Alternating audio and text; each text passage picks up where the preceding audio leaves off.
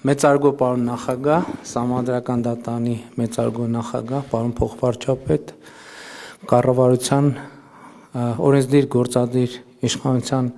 հարգելի ներկայացուցիչներ, ջրային կոմիտեի հարգելի նախագահ, ջրային ոլորտի հարգելի աշխատողներ, ներկայացուցիչներ, Հայաստանում հավատարմագրված դիվանագետներ, ողջունում եմ բոլորիդ եւ շնորհավորում եմ բոլորիս ջրային կոմիտեի ձևավորման 25-րդ տարեդարձի առիթով լավ լուրն այն է, որ Հայաստանի Հանրապետությունը հարուստ երկիր է ջրային ռեսուրսներով։ Մի արձանագրում, որը հասկանում եմ, որ շատ տարօրինակ է հնչում այն պայմաններում, երբ մեր գյուղատնտեսական նշանակության հողերի շատ փոքր մասն է ոռոգելի եւ այստեղ խնդիրը ոչ թե ռեսուրսն է, այլ ռեսուրսը կառավարելու մեր ընդունակությունը եւ թերևս հարկ եմ համարում ընդգծել, որ սա էլ այն դեպքերից է, երբ որ մենք ասում ենք, որ ցանկացած հարցի լուծման համար կառավարությունը ունի 3 լուծում։ Այդ լուծումներից առաջինը կրթությունն է, երկրորդը կրթությունը եւ երրորդը նույնպես կրթությունը։ Ընդ որում այս ասածը վերաբերվում է բոլորիս։ Ես երբ որ դման արձանագրում անում եմ, առաջին հերթին անում եմ ինքս իմ մասին, որովհետեւ ջրային կրթությունը կամ ջրի նկատմամբ մեր վերաբերմունքը էական փոփոխության ենթակա է եւ առանց այդ վերաբերմունքի փոփոխության հնարավոր չի հասնել փոփոխության։ Ընդհանրապես մենք շատ խոսում ենք կյանքը եւ իրողությունները փոխելու անհրաժեշտության մասին առանց արձանագրելու մի շատ կարեւոր եւ առանցքային բան։ Որևէ բան հնարավոր չէ փոխել, եթե ինքդ չես փոխվում։ Այսինքն մարդը պետքա փոխվի, որպեսզի կարողանա ինչ-որ բան փոխել։ Որևէ պաշտոնյա պետք է փոխվի, որ կարողանա ինչ-որ բան փոխել։ Եվ մինչալոց մեր ներքաղաքական դիսկուրսում էլ սա շատ կարևոր բան է, որովհետև հիմա շատ ընդունված է ասել, օրինակ նախորդ օրը այդպիսի մի օրինակ բերում էի, հիմի հանում են, ասում են Հայաստանի վարչապետը 2010 թվականին այ բանտից մի հատ սենց հոդված է գրել, մեջը սենց բան է ասել, հիմա նայեք ինչ էր ասում, հիմա ինչ է ասում։ Եվ սա ցույց է տալիս մեր իրողությունների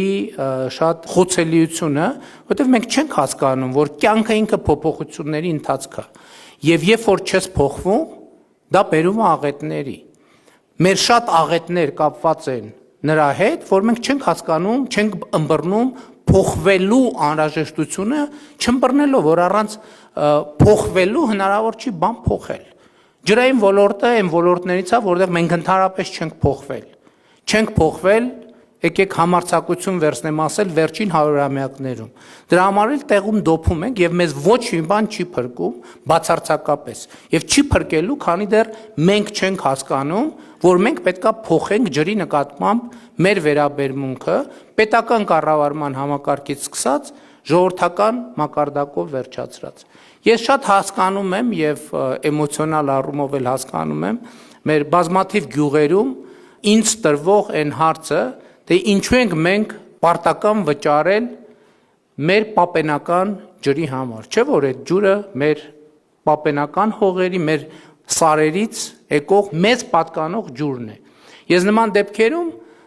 մեր սիրելի քաղաքացիներին ասում եմ, գիտեք ինչ, իրականում, եթե խոսում ենք պապենականի մասին, եթե մենք պապենական ձևերով հիմա ուխտերի կամ գրաստների վրա բետոնները դնենք, գնանք այդ սարերից ջուրը լցնենք, բերենք տուն, մենք ոչ մեկ մեզնից փող չի ուզի։ Այսինքն, եթե հիմա ցանկացած մարդ որևէ բնակավայրում որոշի, որ այն բետոնները կամ տակառները դնում է ձիու վրա եւ գնում է սարից պապենական ջուրը բերելու, բացառված է, որ ճանապարհին մեկը կանգնացնի, ասի, գիտես ինձ այս ջրի մի լիտրի համար պետքա մի դրամ կամ 2 դրամ կամ 10 դրամ վճարես։ Ջրի է բացարձակապես։ Եվ հետեւաբար ոչ մեկ մարդիկ մենք վճարում ենք ոչ թե ջրի համար, մեր պապենական ջրի համար, կամ եթե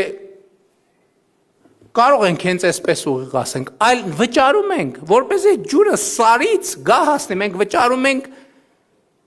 ձիու կամ ուխտի կամ գրաստի վրա փող չծախսելու համար, որովհետև այդ գրաստին պետք է պահենք, չէ՞, պետք է խոտ տանք, անասնաբույժ հրավիրենք, պետք է գոմ ունենանք, որ պահենք։ Մենք վճարում ենք, որ ջուրը գա Հասնի մեր տուն, ընդ որում մենք բանել չբարձրացնենք այդ բետոնները 9-րդ հար կամ որևէ տեղ։ Այսինքն ես սա ինչի համար եմ ասում, որովհետև այս մի քիչ էլ գրոտեսկի վերածրած պատկերի մեջ է մեր վերաբերմունքը արտահայտվում ջրի նկատմամբ։ Խոսքը վերաբերվում է եւ խմելու եւ ոռոգման ջրին։ Եվ մենք այսօր ջրային ոլորտում 10 տարի առաջ հետ ենք եղել, ենթադրենք 10 կիլոմետր ջրային ոլորտում աշխարհից, հիմա 150 կիլոմետր ենք հետ ջրային ոլորտում աշխարհից, որովհետև աշխարհը փոխվել է, ջրի նկատմամբ աշխարհի վերաբերմունքը փոխվել է, բայց մեր վերաբերմունքը ջրի նկատմամբ չի փոխվել, մեր ընկալումը ջրի նկատմամբ չի փոխվել։ Մենք այսօր մենք ասում ենք ջուրը, ասում ենք անգինա, չէ՞, ասում ենք, բայց դա էլ է այն, որ արտահայտվում է մենակ կենացում։ Մենք անգին ջուրը վատնում ենք 50 դրամանոց ապրանք, այսինքն մենք շատ դեպքերում եթե հաշվենք, կպարզվի, որ մենք 1000 դրամ ենք ծախսում 100 դրամանոց ապրանք ունենալու համար։ Ինձ հետաքրքրեց, որ ասացի 25 տարի հետո մենք լինելու ենք, չգիտեմ, այսպիսին, այնպիսին։ Եկեք մեր պլանները չգցենք 25 տարի հետո, եկեք մեր պլանները սկսենք նրանից, թե 25 ժամ հետո մենք ինչպիսին ենք լինելու, 25 օր հետո մենք ինչպիսին ենք լինելու, որովհետև եթե հեշտ ասում ես, դե 25 տարի հետո լավ է ալնելու, դե գնացի 25 տարի հետո կհավաքվենք։ Կերևա, լավա թե վատ, որովհետև եթե 25 ժամ հետո մեր վերաբերմունքի մեջ բան չի փոխվում, 25 տարի հետո ես երաշխավորում եմ լինելու է ավելի վատ, լինելու է կատաստրոֆիկ վատ,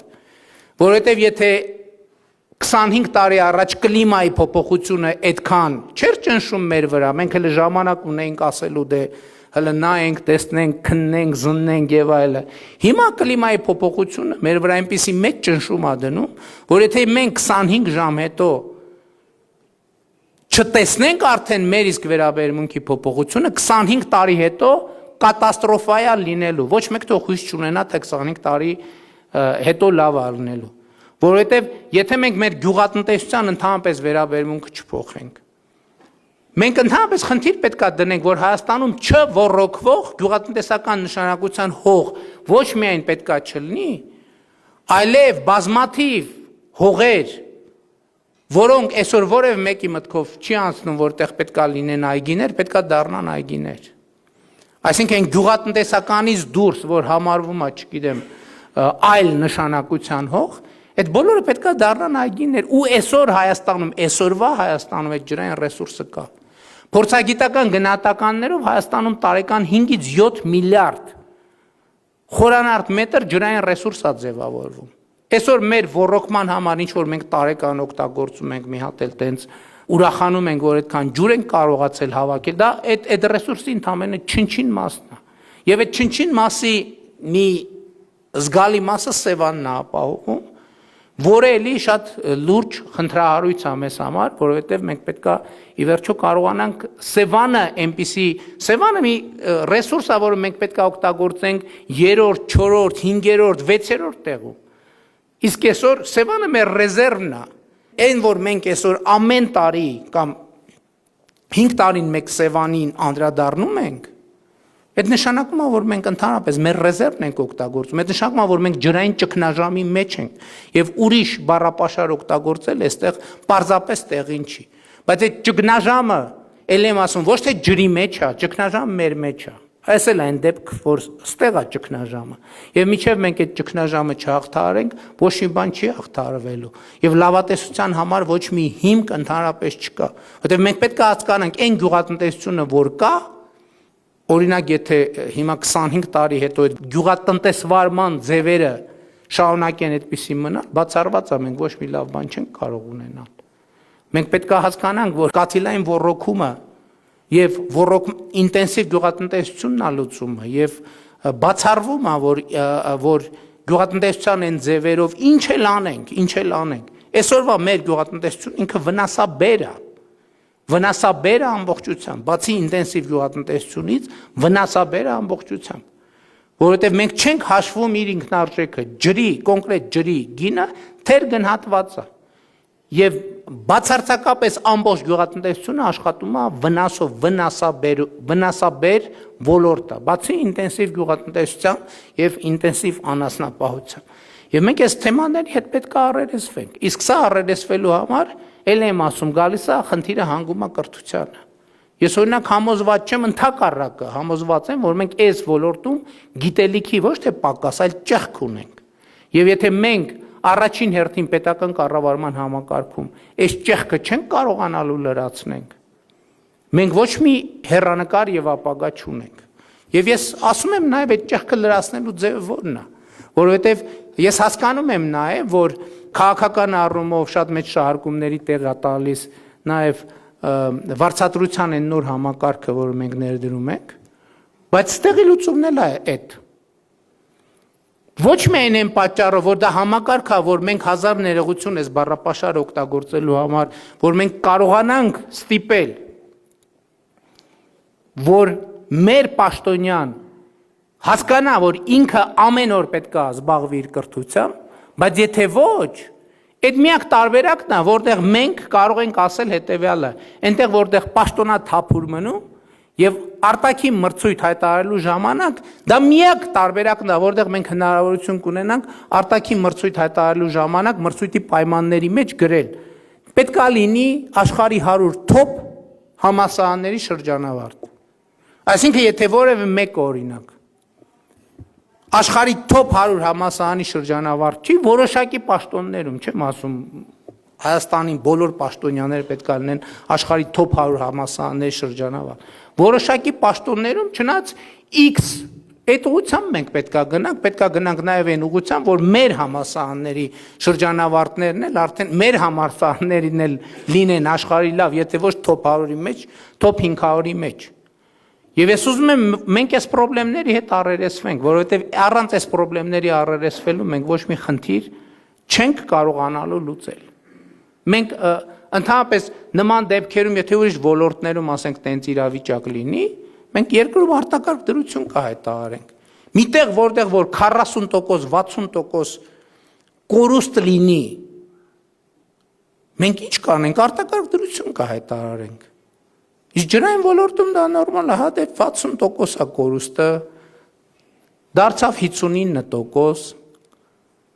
դարձավ 58.5%, ինչ լավ է, եկեք բան պարգևատրենք եւ այլն եւ այլն։ Սա աղետ է, ոնց կարելի է սրա հետ ընդհանրապես համակերպվել։ Ոնց կարելի է ընդհանրապես այս պայմաններում գիշերը քնել, բայց մենք քննում ենք ոնց որ։ Ոստեղ է խնդրեմը, որ մենք այս խնդիրները իր ամբողջ խորությամբ չենք ընկալում եւ այս առիթը ես պատեհ եմ համարում օգտագործել սրա համար։ Որտեւ եթե մենք պետք է հավաքվենք, ասենք, որ այս հաջողվեց, այս հաջողվեց, այս հաջողվեց, այս հաջողվեց, ինչ հաջողվեց, չհաջողվեց, մեր ջրային ոլորտի մեր կորուստները անհամեմատելի են, ընդհանրապես անհանդուրժելի են։ Բայց այդտեղ մենք չենք կարողանում լուծել խնդիրը, որովհետև էլ եմ ասում, մենք ունենք առաջին հերթին գիտելիքի պակաս։ Մենք առաջին հերթին ունենք այդ գիտելիքը իրացնելու հմտությունների պակաս։ Եվ եթե մենք չգնանք այս ճանապարհով, չնայած այս տարբերակը չեմ էլ քննարկում, մենք չենք կարա չգնանք այս ճանապարհով եւ մենք գնալու ենք այս ճանապարհով։ Եվ մի ելույթի հիմնական իմաստն էր, որ կիսել ձեզ թե ինչ կլինի, եթե մենք չգնանք այդ ճանապարհով, այլ ասել, որ մենք այդ ճանապարհով չենք գնալու, մենք գնալու ենք նոր ճանապարհով, որը սկսվում է ջրային ոլորտի եւ ջրի նկատմամբ մեր վերաբերմունքի փոփոխությամբ։ Այնուամենայնիվ տոնական համատեքստը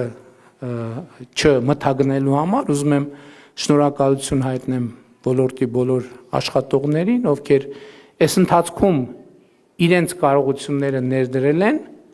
որպեսզի մենք ավելի վատ վիճակ չունենանք, պետք է խոստովանել, որ մենք կարող ենք, մենք այդ գործում լավ ենք։